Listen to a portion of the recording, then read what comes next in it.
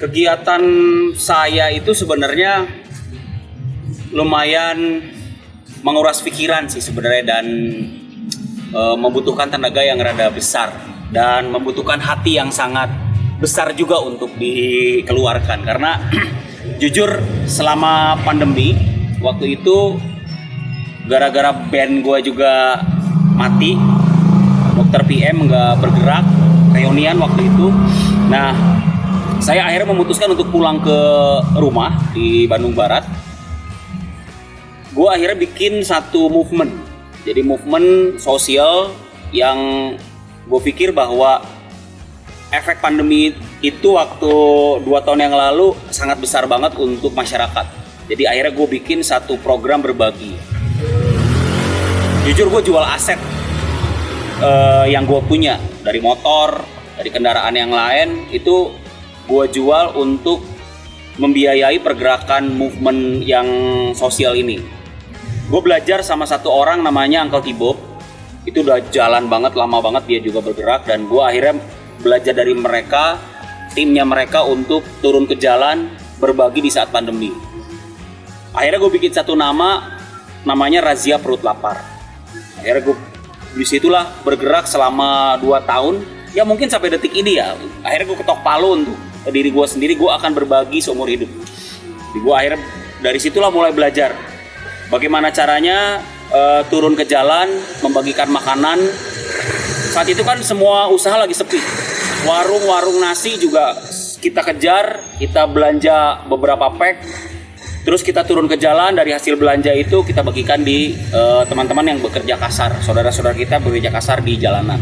Dari pengayuh beca, dari yang ngurusin sampah-sampah kita yang selalu dibuang ke tempat sampah, itu ada pekerja-pekerjanya yang memang butuh kita kasih makan. Ada beberapa kawan-kawan juga yang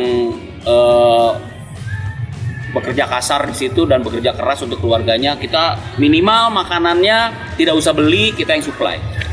Nah, berjalannya waktu pada akhirnya bisa kolaborasi dengan kawan-kawan yang lain. Jadi kolaboratif ini yang akhirnya kita coba gaspol. Ada beberapa kawan-kawan yang terinspirasi dari pergerakan saya. Mereka menitipkan makanan karena nggak ada waktu, keluar pun nggak berani. Cuman gua mungkin sama kawan-kawan yang berani. Waktu itu kota Bandung, Cimahi, Bandung Barat lagi kayak kota zombie. Nggak ada orang sama sekali di jalan, tapi gua keluar terus akhirnya gue bagiin. Harus ada orang yang turun yang ada di part itu gitu, karena mau tidak mau semua aturan agak keras waktu itu, tapi kita juga tetap ada izin untuk bergerak di jalanan. Dan disitulah gue bergerak lumayan masif. Berjalannya waktu, longgar, semua udah mulai agak longgar, PPKM dan lain-lain. Akhirnya gue coba membuat satu pergerakan lagi. Jadi pergerakan yang lumayan membantu di wilayah ketahanan pangan. Di situ kerjasama dengan Dinas Ketahanan Pangan dan Pertanian (DKPP) di Kota Bandung, membuat sebuah wadah namanya Buruan Sae. Jadi Buruan Sae itu adalah pertanian di halaman rumah. Jadi bertani, berkebun, bercocok tanam di halaman rumah dan lahan-lahan di kelurahan, kecamatan di Kota Bandung, Cimahi. Waktu itu masih Kota Bandung sih. Di Kota Bandung, di tanah-tanah yang kosong, tanah-tanah yang tidak terpakai. Jadi akhirnya kita bekerja sama juga, berkolaborasi dengan kelompok-kelompok dan membuat mereka-mereka akhirnya tidak tidak krisis pangan. Bagaimana caranya tidak keluar rumah, tidak ke pasar, kan pasar juga masih tutup waktu itu. Minimal mereka bisa panen hasil tani mereka sendiri. Sebenarnya ada satu keinginan dan mimpi gue untuk anak-anak muda sekarang tuh, di beberapa lini ya, yang lini gue kerja itu tumbuhkan empati dari diri kalian semuanya. Jadi sekarang jujur, gara-gara ada digitalisasi yang sangat gampang, itu individualisme kita itu jadi terbentuk. Jadi akhirnya kita tidak ada pemikiran yang zaman dulu bersosial, bersilaturahmi, berempati kepada sesama, saling membantu. Itu sekarang udah mulai terkecilkan gara-gara settingan digitalisasi, bisnis digital. Semua main handphone, pacaran aja semua sekarang nggak ngobrol. main handphone. Berteman aja sekarang banyak yang diam dan main handphone. Dan apapun pergerakannya sekarang udah digitalisasi. Nah, digitalisasi itu jadikan hanya untuk pendamping sebenarnya. Nah, tapi tetap humanis kita tetap harus dibuka.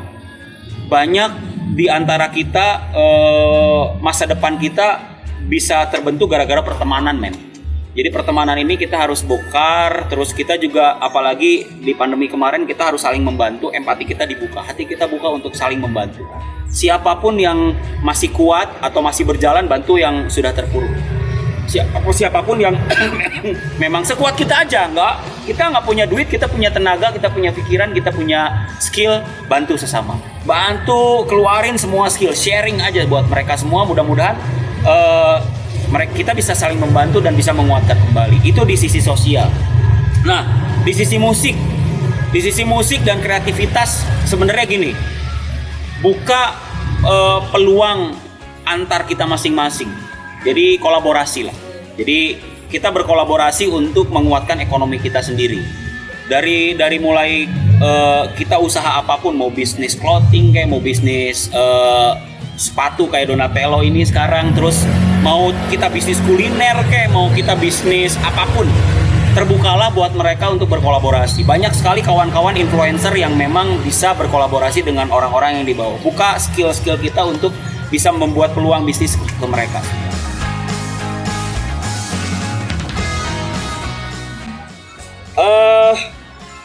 Sebenarnya yang gue lakukan sih awalnya niat dulu sih ya. Gue berniat membuka empati gue. Jujur ini masa transisi sebenarnya. Ini yang pandemi itu sebenarnya jadiin berkah buat gue ya. Jadiin pelajaran buat gue bahwa gue waktu di Jakarta banyak cari duit, banyak cari harta, terus banyak juga mimpi gue pengen jadi artis besar bla bla bla, dan itu sudah tercapai. Tapi jujur setelah gue punya itu, terus gue ngapain? Hati gue kosong, men. Jadi gue nggak ngerasa punya kapasitas di situ gitu. Gue jadi artis, gue ngerasa diri gue kosong. Gue punya duit juga, gue kosong.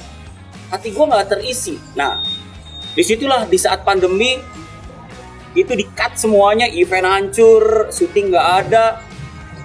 Terus gue balik terus gue ngelihat banyak orang-orang yang nggak bisa makan. Nah, disitulah akhirnya gue punya niat untuk membuka empati dulu. Sebenarnya awalnya gue nggak punya teman untuk contoh misalkan ustadz gitu atau orang-orang yang udah punya kapasitas itu, gue punya jalan sendiri.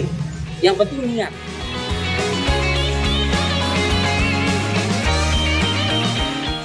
Kreatif itu sebenarnya tergantung diri kita sendiri sih. Jadi lu bisa jadi pionir lebih bagus, tapi sebenarnya lu terinspirasi dari orang juga nggak jadi masalah, cuman tidak plagiat. Jadi lu mau misalkan contoh ada kegiatan kreativitas A misalkan, terus lu ngambil dulu contoh dari mereka boleh, tapi dari situ lu bisa ngambil karakter dari kreativitas lu sendiri. Jadi lu cari karakternya, jangan sama seperti si A. Jadi lu harus bikin B. Dari B nanti ada orang yang terinspirasi dari lu, dia harus bikin C. Jadi komplit. Nah, sekarang itu kebanyakan banyak followers kan. Dari A ikut A semua. Jadi numpuk di A ini gitu. Jadi sebenarnya ide itu kan gak usah pakai modal, bro. Fasilitas tuh udah banyak. Lu mau bikin videografi, lu mau bikin foto, lu mau bikin gambar, kalau lu punya duit lu bisa beli kamera. Tapi kalau nggak punya duit, lu bisa main pakai alat yang lu punya.